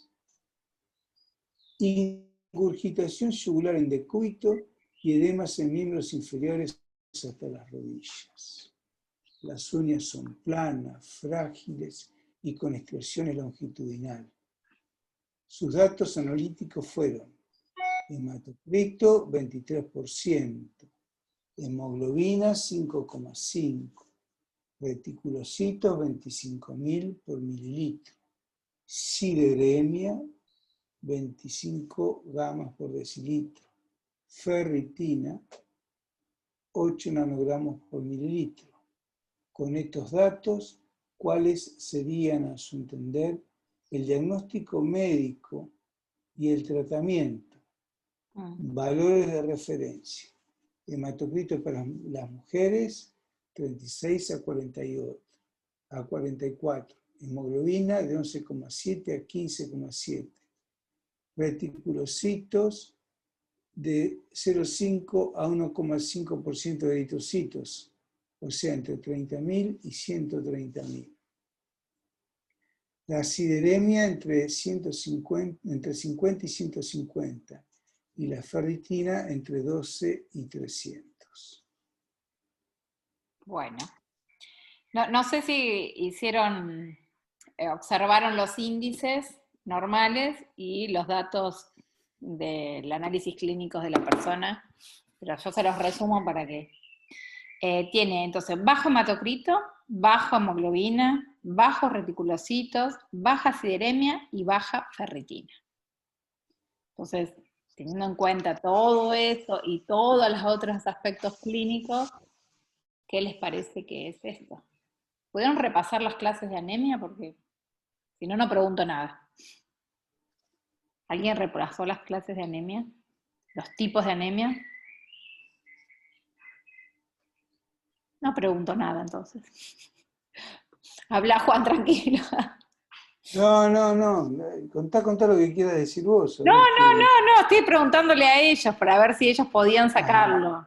Sí, podían. bueno, fíjense que acá esta paciente está complicada, digamos, donde tiene también el- lo que sí sabemos que es una anemia crónica. O sea, ¿qué es 28 de hematocrito? O sea, 28 de hematocrito quiere decir que o hemoglobina. El diagnóstico de anemia se hace en función de dos elementos. El más importante es la hemoglobina y el segundo, menos importante, es el hematocrito. Lo cierto es que lo que uno debe saber, 5,6 para una mujer debería tener 11,7 a 15. O sea, ella tiene 5,6, tiene la mitad, ¿sí? La mitad de hemoglobina que tiene que tener una mujer. Entonces, ¿qué tenemos que saber nosotros? Que con la mitad de hemoglobina, en esta paciente no alcanza para que ella pueda seguir viviendo. ¿Es exagerado lo que digo? No, no es exagerado. Porque la hemoglobina en ella fue bajando lentamente y de a poco, lentamente y de a poco. ¿Y por qué fue bajando la cantidad de hemoglobina y glóbulos rojos? Bueno, seguramente porque este antecedente de epigastralgia, o sea, dolor en la boca, ardor en la boca del estómago y esa regurgitación ácida, o sea, se llama pirosis, esa sensación de que uno siente que sube y baja ese ácido de la boca del estómago a la boca propiamente dicha, eso se llama pirosis. Y bueno, son síntomas que orientan a los cuadros ulcerosos. Las úlceras pueden ser esofágicas, como en el caso de una hernia hiatal, como puede tener esta abuela. Pueden ser de origen ulceroso gástrico o pueden ser de origen ulceroso duodenal. Eso Aparte, se genera. perdón Juan, aparte fíjense que ella para eso tomaba bicarbonato. Y el bicarbonato afecta de alguna manera la absorción de hierro. Digo, para que vean todo el contexto. Sí, pero el bicarbonato ella lo toma para contrarrestar la acidez. El bicarbonato era una terapéutica que se usaba el siglo pasado, chicos. Esto es importante que ustedes lo sepan. El famoso bicarbonato se usa todos los días. ¿Vieron cuando está la propaganda de Alical o la propaganda de Aduvasal que te saca la resaca? Que ustedes lo ven en televisión, que el tipo se toma un Alical y sale 10 puntos. Y bueno, eso es bicarbonato y por eso el paciente hace efervescencia, se lo toma y se va la intolerancia gástrica. Bueno, en definitiva alcaliniza el estómago y no sirve nada más que para eso, por eso es venta libre. Pero el bicarbonato tiene una problemática en que si bien alcaliniza la secreción gástrica, donde al paciente le mejora la sintomatología digestiva superior, el bicarbonato se absorbe. Y al absorberse el bicarbonato, se genera en el paciente una alcalosis, una retención de sodio, porque se llama bicarbonato de sodio. ¿Sí? No es bicarbonato ni de potasio, no, es bicarbonato de sodio. Viene en sobrecito, es el mismo que se utiliza para cocinar, bicarbonato de sodio. Entonces alcaliniza, alcaliniza y el paciente deja de tener esa pirosis, esos síntomas digestivos. ¿Cuánto le dura? 1 hora, no más. ¿Qué se usa hoy? Por eso digo que es importante que tenga 78 años, porque ella se quedó con la terapéutica que se hacía cuando ella tenía 15. Por eso digo que es del siglo pasado. Antes la gente se moría por úlcera gástrica. Se moría literalmente. o porque sangraba, hacían cuadros de hemorragia aguda, era la primera causa de hemorragia en una guardia, y que terminaron haciéndole la gastrectomía a los pacientes, hasta que llegaron los bloqueantes de ácido clorhídrico y nunca más se murieron los pacientes de hemorragia digestiva. Es una cosa sumamente extraña que eso ocurra. Bueno, lo cierto es que la abuela pierde sangre lentamente, o sea que a uno le baje el hematocrito, la masa globular, a la mitad, significa que fue instalándose lentamente en el tiempo. Hay gente que ha llegado a tener 18 de hematocrito o 4,3 de hemoglobina. Lo chistoso es cuando la caída de glóbulos rojos ocurre en agudo, ¿sí? Si el paciente sangra y en 3 horas perdió la mitad de su masa globular roja, o sea, de su volemia, el paciente tiene una hemorragia grave. Entonces, ¿por qué yo digo que tiene una hemorragia por pérdida? Si es una anemia ferropénica. ¿Por qué digo que es ferropénica? Porque le falta el hierro. Es una anemia de pérdida. ¿Qué patologías dan pérdida crónica? Son las del tubo digestivo. En lo primero que tengo que pensar es cáncer de estómago, úlcera de estómago, úlcera gástrica, úlcera duodenal, úlcera por hernia hiatal y el cáncer de colon. Son las enfermedades anemizantes por excelencia. Hoy estos pacientes se estudian de rutina buscando esa enfermedad, ¿sí? Para el tratamiento. Donde la anemia es solamente una de las problemáticas, un secundarismo, una expresión, esa anemia crónica, una expresión de esa enfermedad sangrante crónica. ¿Por qué digo sangrante? ¿Y por qué digo ferropénica? Porque tiene sintomatología de anemia ferropénica. Perdón. Hola, Chuchu. ¿Qué sintomatología ferropénica tiene? Bueno, esas estrías. Mirá, te estás ahí. ¡Ay, divino! Sí, este es mi hijo del segundo matrimonio. ¿Sí? No, mentira. Es mi nietito. Ahí Mi es nietito. corto. Bueno, y entonces, lo cierto es que la paciente tiene, fíjense, los valores, esas estrías en las uñas planas, frágiles y con estrías longitudinales, ¿sí? Hablan de anemia ferropénica. O sea, en las uñas se estudian las anemias. Son características estas uñas planas o en cucharita, también se llaman, típicas de las anemias ferropénicas. Bueno, ¿qué otra cosa tiene? Reticulocitos bajos. Después, ¿qué es la sideremia? La sideremia es el hierro en sangre. Claro. Se estudia el hierro en sangre. Y después la ferritina también, ¿sí? También falta estudiar la enzima transportadora, que se llama transferrina. Transferrina es la que transporta el hierro desde que se absorbe hasta que llega a la médula ósea. ¿Por qué digo médula ósea? Los glóbulos rojos se forman en médula ósea. Entonces, ¿qué es lo que le pasa a esta abuela? Pierde más sangre de lo que su médula puede formar. ¿Y por qué no forma sangre? Porque en situaciones normales, tanto Nicole Santana como Sabrina Castro, yo, cualquiera de nosotros, permanentemente vamos rompiendo los glóbulos rojos y entonces, por un lado, el hierro se reutiliza para formar el grupo M, el grupo M se reutiliza para formar nuevos glóbulos rojos, vuelve toda la circulación y entonces otra vez se forma un nuevo glóbulo rojo. El glóbulo rojo, saben ustedes que es una célula sin núcleo.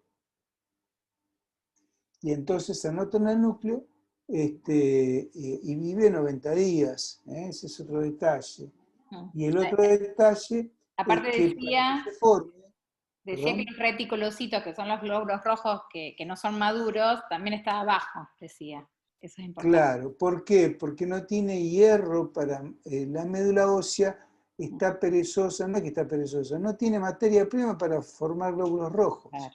Entonces, ¿cuál es el tratamiento? Bueno, hay un tratamiento sintomático y un tratamiento etiológico. El tratamiento sintomático, que es el peor que podríamos hacer, es empezar un tratamiento con hierro.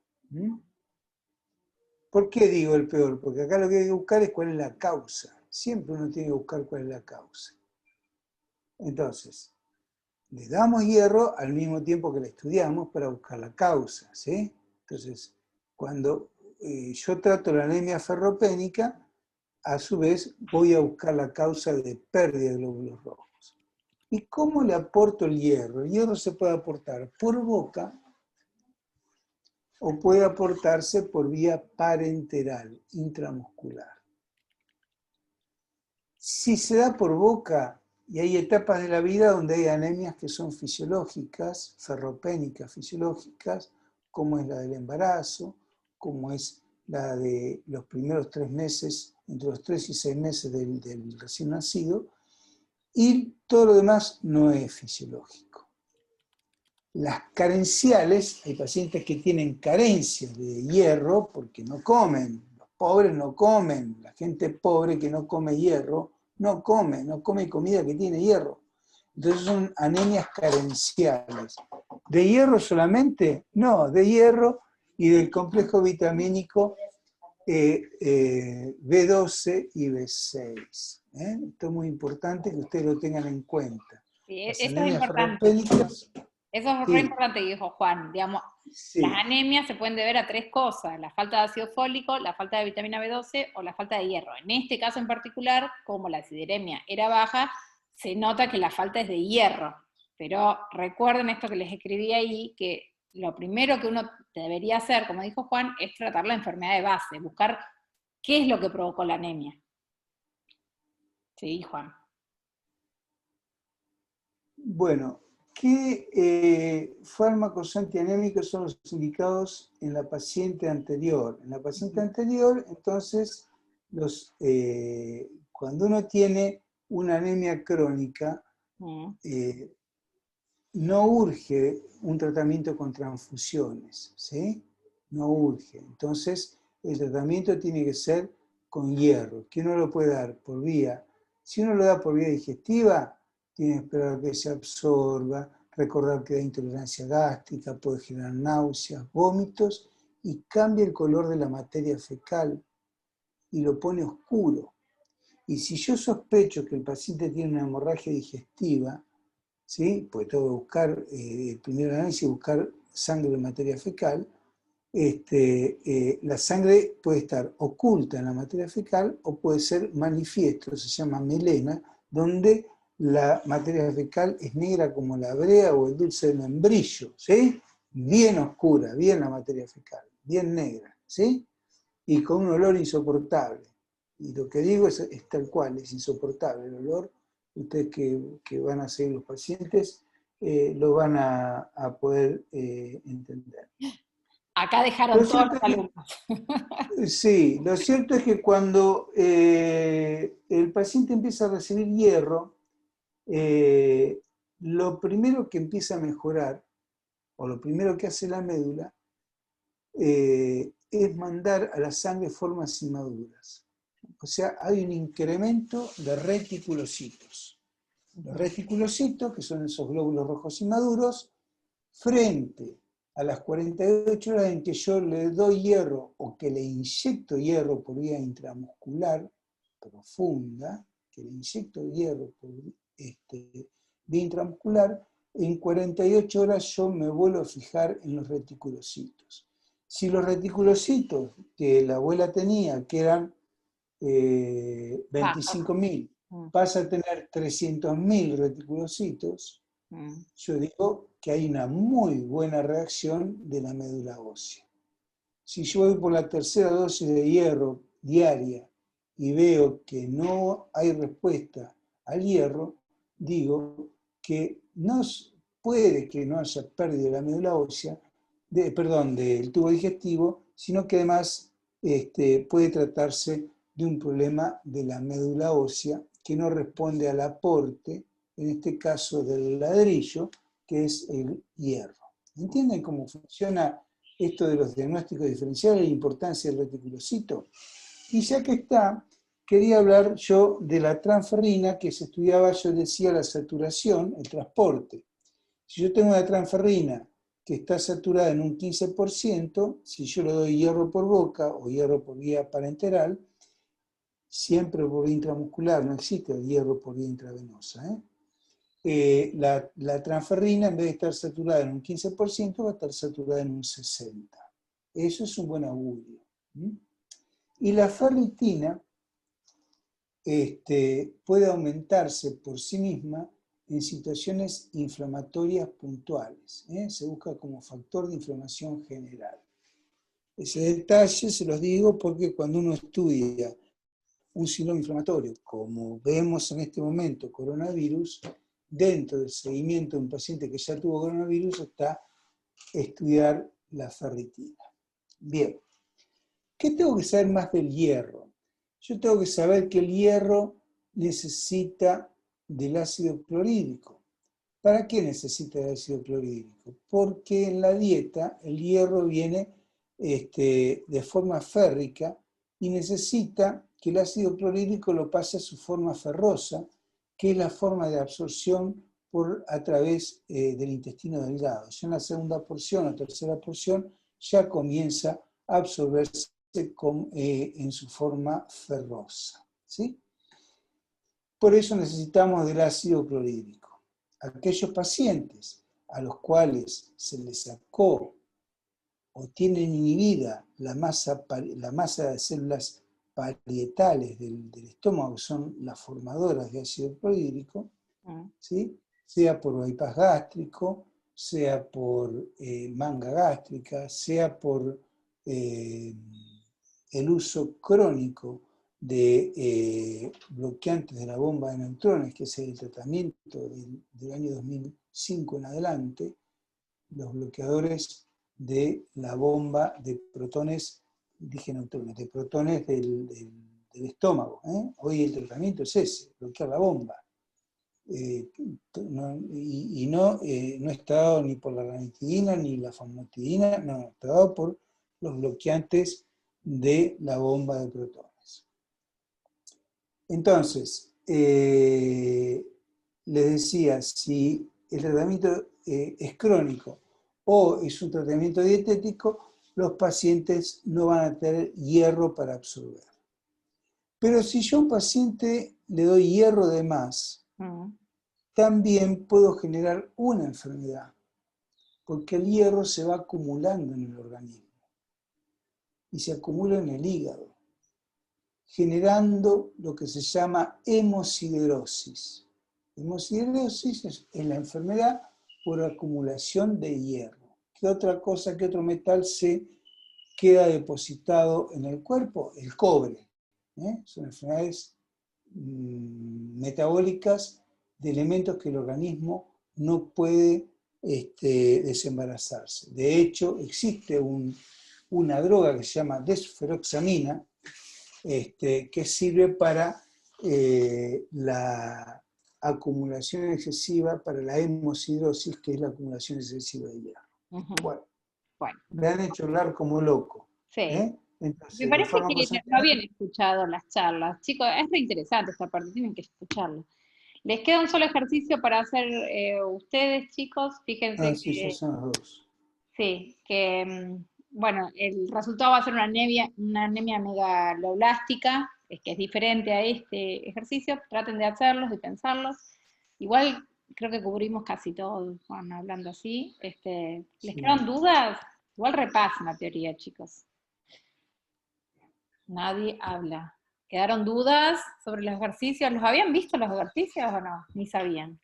No, profe, a mí me quedó todo claro. Todo claro. ¿Los habían visto los ejercicios o no?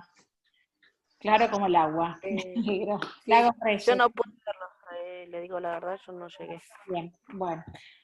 Chicos, quedan 2 clases nada más, No hay dudas, perfecto. Quedan 2 clases y después viene el examen. No hay mucho tiempo entre la última clase y el examen. Así que traten de ir al día y para que les vaya mejor. Igual esta parte para mí es más fácil, no sé por qué no les gusta. Es más linda. A mí. Lo que pasa es que están preparando otras materias. Están terminando también con otras materias, ¿no es cierto, chicos? Sabrina le echa la culpa a su hijo, pero no importa. No, pero está bien, la cuestión es que no los agarre el examen y no hayan llegado. No les pregunté al final si querían múltiple choice para esta parte o no, porque me tienen que avisar con anterioridad. Sí, profe. ¿Sí? Bueno. Si puede, sí. Bueno, entonces los divido y los mando ya. Bueno, pero estudio igual. Los múltiple choice son bueno, yo me tengo que ir a la otra universidad. Dale, nos vemos a la noche, Romy. Nos vemos, chicos, ustedes. Bueno, buena semana las demás. Chao, chao. Chao, buena semana, hasta luego. Chao, hasta luego. Nos vemos.